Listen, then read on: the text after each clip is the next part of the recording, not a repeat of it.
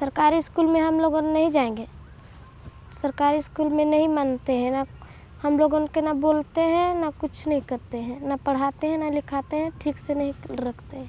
In 2009, the Indian government enacted a new law, the Right to Education Act, which guarantees free and compulsory education to all children 6 to 14 years old. India has made significant progress towards literacy, but we found that the law is failing to keep children from marginalized communities in classrooms, be it Dalit, tribal, or a Muslim child, because of discrimination, because they are made to feel unwelcome. वही हम लोगन कहते हैं madam जी हम लोगन को भी सिखाओ, हम लोग पढ़ेंगे लिखेंगे, ये पास हो जाएंगे तो हम ही लोगन बोलेंगे, तो कहता है तुम लोगन के काहे सिखाएंगे। पूरा दिन मैडम जी हम अपने पढ़ रहे थे, निकाल के अपना कॉपी देख देख के याद करते हैं। Discrimination can take various forms, such as Dalit or tribal children are made to sit separately or at the back of the class. हम लोगों को कोने बैठा हुआ जो रहा हिंदू मुसलमान आगे बैठा हुआ है, वो बच्चों दूसर बस्ती के कहते हैं कि मत सटना, थूकते हैं, कपड़ा में थूक देते हैं, गंदे हो जाता है तो मैडम जी के जाके बताते हैं तो मैडम हम ही लोगों को मारते हैं। वो जो हमारे बच्चे हैं उन लोगों के अलग बैठा कर खिलाते हैं और अपना ग्राम सभा के बच्चे हैं उनको अलग बैठा के वो लोग खिलाते हैं।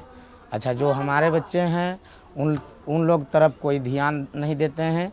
When I spoke to the principal and a teacher, it was very apparent that they saw these tribal children as a problem. हाँ, थोड़ा मिक्सअप नहीं हो पाते हैं। हम पहले भी देखिए आपसे बोले थे कि जैसे कि अब वो उनके थोड़ी सी सब कुछ अलग है ना, खाने पीने का भी उनका अलग है, मार भी नहीं सकते उनको, हम बहुत हद तक डांट सकते हैं थोड़ा बहुत, तो वो बात नहीं मानते हैं। The government authorities fail to hold teachers and principals to account when they discriminate or allow discrimination against these children. If there is an issue of discrimination, the administration should make it an issue and address it. At this point in time, very often we do not see the teachers being ready to address it. So I think they have to be told that this is a matter that needs to be changed and their compliance in this is very important. Instead of paying more attention and integrating these children, teachers neglect these children from marginalized communities who fall behind in classes and over time lose interest in coming to school. Children who drop out of school face other threats, such as being pushed into child labor or early marriage. सोचे थे कि पढ़ लिख के हम सब बनेंगे और अच्छा सा डॉक्टर, तो उसी वजह ही भी नहीं गए, छोड़ दिया 5वीं तक से। पूरा दिन यह घूमत हुआ काम करते, कोई भी मिल जाता है काम, यह हुआ कई सरसों गेहूँ काटे के, कहीं भी मिल जाता है, आलू खरीदने के, ऐसे भी जाते हैं।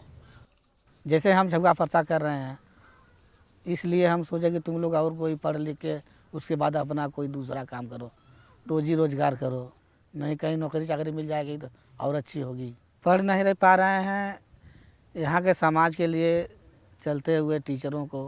बच्चे फिर भी स्कूल से बाहर हैं और सबसे बड़ी दुख की बात है कि जहाँ बच्चों ने हिम्मत करी, अपने साथ जो उनके साथ टॉर्चर हुआ था उसको शेयर किया, जो बहुत मुश्किल काम होता है, उसके बावजूद भी बच्चे थोड़े समय के लिए स्कूल गए। तो बच्चा हमारे ये सोचते हैं कि जब हम लोग जैसे आते हैं वैसे ही जाते हैं, तो यहाँ आने का हमारा क्या मर्जूर है। दीदी जी, हम लोग का भी खुशी दिल होता है कि अगर हम लोग कभी बच्चे पढ़ लिख लेते तो डॉक्टर बनते, डीएम बनते, एसपी बनते, हम लोग का तो भी दिल का खुशी की बात है, लेकिन इसमें कोई बताने वाला समझाने वाला कोई नहीं है, तो हम लोग कैसे आगे बढ़ पाएंगे। Discrimination is unacceptable. It has been outlawed for decades, and it is important that schools become a site of zero discrimination. पढ़ाएंगे तो जैसे तुम लोगों हैं इसने हम लोगों हो जाएंगे, नहीं पढ़ाएंगे तो जैसे हैं वैसे नहीं रहेंगे।